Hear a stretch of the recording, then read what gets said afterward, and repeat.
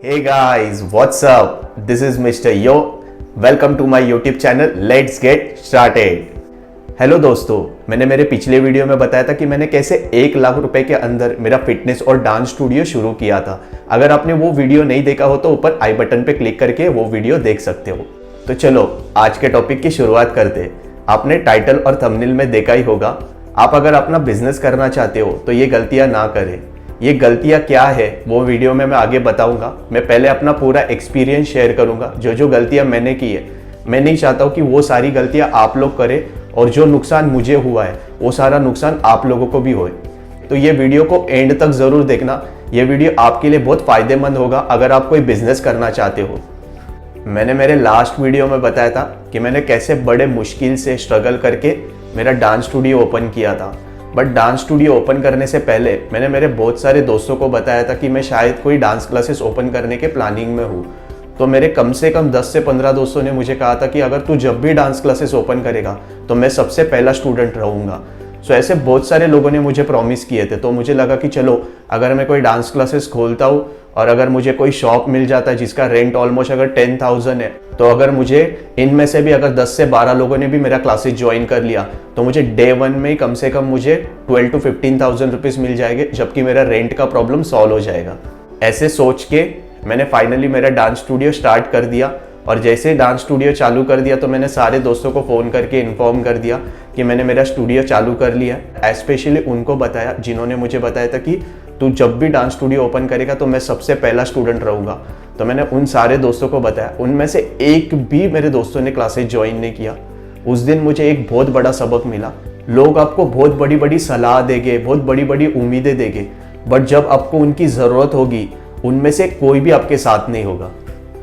Finally 15 मार्च 2013 में मेरा studio open हो गया। बट मैंने सोचा कि मैं 1 अप्रैल से मेरा रेगुलर बैच चालू करूं। सो उतने 15 मार्च से लेके 30 मार्च तक मैंने 15 डेज मैंने सोचा कि मैं पहले स्टूडेंट कलेक्ट कर लूँ, उसके बाद फिर मैं बैच चालू करूँ। सो स्टूडेंट कलेक्ट करने के लिए मैंने लोकल पेपर डिस्ट्रीब्यूटर से 1000 पैम्पलेट डिस्ट्रीब्यूट किए। तो उसके थ्रू मुझे इंक्वायरीज आता था। बट मैंने मेरा क्लासेस का फीस 1200 रुपीज़ रखा था, जबकि मेरे लिए वो 1200 रुपीज़ एकदम परफेक्ट फीस स्ट्रक्चर था। बट वहाँ पे रहने वाले लोगों के लिए वो शायद फीस स्ट्रक्चर बहुत ज़्यादा था। तो लोग मेरे पास इंक्वायरी करने आते थे बट मेरा क्लासेस कोई भी ज्वाइन नहीं करता था। फिर 10 डेज़ के बाद मुझे ऐसा फीलिंग आया कि शायद यहाँ के लोगों के लिए ये फीस स्ट्रक्चर बहुत ज़्यादा है, ये लोग शायद इतनी फ़ीस अफोर्ड नहीं कर सकते। और मुझे आने वाले ऑलमोस्ट 20 डेज़ के बाद मुझे रेंट पे करना था। तो मेरे पर एक बहुत बड़ा बर्डन था।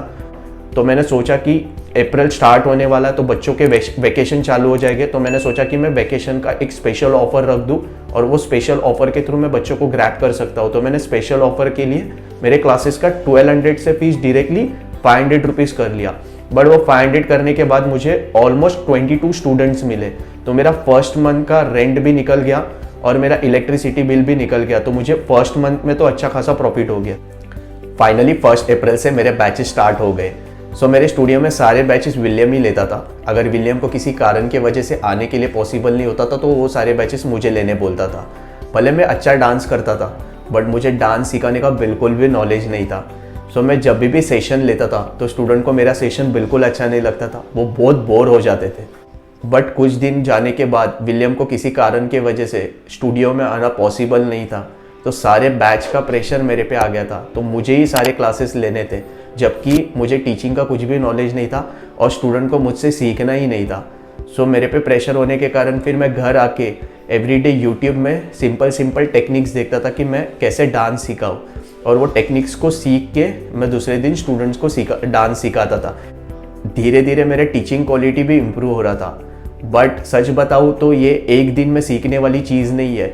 इसको आपको काफ़ी प्रैक्टिस करना पड़ता है, तब जाके आप एक अच्छे टीचर बन सकते हो। अगर एक दिन में कोई चीज़ सीख सकते थे तो हर गली में आपको डांसर्स दिखते थे या डांस टीचर दिखते थे। बट उस दिन मुझे पता चला कि टीचिंग करना कितना मुश्किल काम है।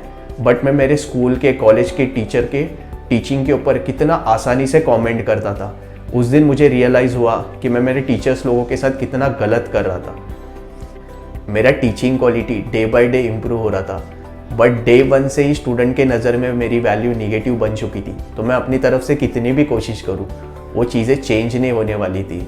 उसके कारण धीरे धीरे मेरे स्टूडेंट कम हो रहे थे। और जैसे ही मैं कंप्लीट हुआ और जैसे जून स्टार्ट होने वाला था तो सारे स्कूल रीओपन होने वाले थे, तो मेरे ऑलमोस्ट 22 में से 15 स्टूडेंट ने डिसकंटिन्यू कर दिया और मेरे पास सिर्फ 7 स्टूडेंट बचे थे। सो मुझे लगा कि अभी मेरी गाड़ी वापस एक इम्प्रूवमेंट पे चल रही थी, वापस नीचे आ गई।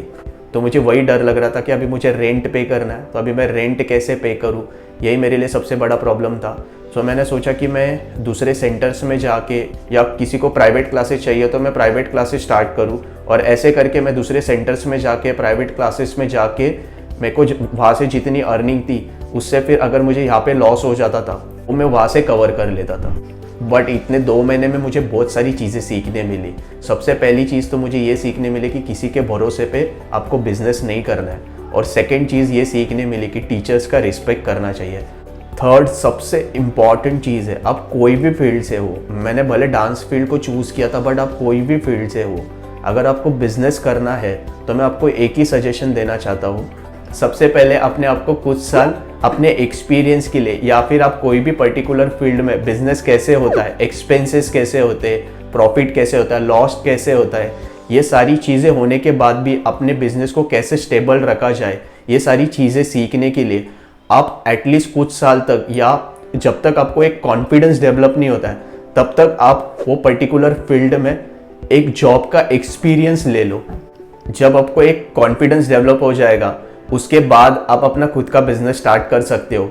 बट अगर आप वहाँ पे जॉब करने के बाद अगर आपको ऐसा लग रहा है कि आपको एक अच्छी सैलरी मिल रही है, आपका जॉब टाइमिंग बहुत अच्छा है, और अगर आपको ऐसा लग रहा है कि अगर मैं बिजनेस ना भी ओपन करूँ, मैं जॉब करके भी सेटिस्फाई हूँ, तो आप वहाँ पे जॉब भी कर सकते हो। या फिर अगर आपको लग रहा है कि नहीं मुझे अपना खुद का बिजनेस करना है, तो आपने काफ़ी एक्सपीरियंस किया है और आपने काफ़ी ज़्यादा चीज़ें सीखी है, तो आप उसके बेसिस पे आप बिजनेस भी कर सकते हो। वो आपकी पर्सनल चॉइस रहेगी कि आपको जॉब करना है या बिजनेस करना है। जब बिजनेस अच्छा चल रहा हो तो हमें बहुत खुशी होती है, पर जब बिजनेस में लॉस हो जाता है तो वो लॉस संभालना बहुत मुश्किल हो जाता है। दोस्तों, ये जो भी मैंने चीज़ें आपको बताई, ये मेरा पर्सनल एक्सपीरियंस था, शायद किसी और लोगों का कोई और एक्सपीरियंस होगा। आई होप दोस्तों आपको ये वीडियो अच्छा लगा हो। अगर वीडियो अच्छा लगा हो तो प्लीज़ वीडियो को लाइक करो। अगर अपने चैनल को सब्सक्राइब ना किया हो तो चैनल को सब्सक्राइब करो। थैंक यू दोस्तों, आज के लिए इतना ही, धन्यवाद।